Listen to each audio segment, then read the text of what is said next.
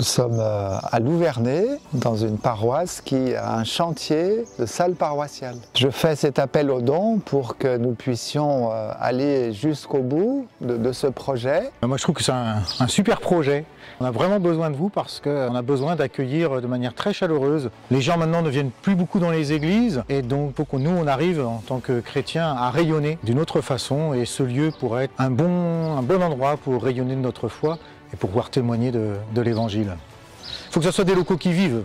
Notre foi elle est vivante, il faut que ces locaux vivent également. Pour nous, cette nouvelle salle peut y voir multiples fonctions. Ça peut aller aussi bien un moment de ressources de foi, ça peut être un moment aussi d'accompagnement pour les anciens. Je vois Jade, je trouve ça magnifique. Aujourd'hui, elle adhère à la Frate Jeune.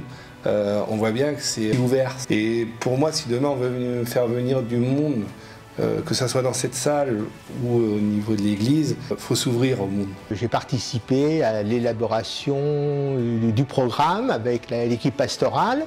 Donc, on avait d'abord une première salle pour laquelle il n'y avait ni sanitaire, ni ventilation, et au point de vue de l'acoustique, c'était déplorable. À partir de là, on s'est dit il fallait faire des sanitaires, une ventilation, et comme on avait un espace où on est aujourd'hui dans cette salle, on s'est dit il faut quand même penser l'aménagement de cette salle dans l'ensemble. Et donc on a établi un projet global. Les deux salles s'appellent Saint-Pierre, puisque c'est l'école Saint-Pierre que nous avons restaurée. Et la deuxième salle s'appelle le bienheureux Carlo Acutis, un saint tout à fait récent qui va être canonisé bientôt.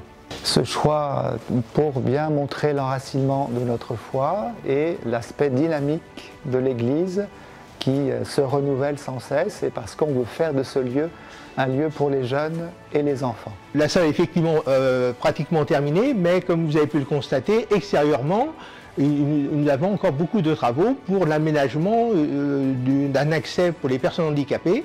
Et puis il faut également des clôtures pour, comme on accueille des enfants, il faut qu'ils puissent être sécurisés à l'intérieur de l'espace.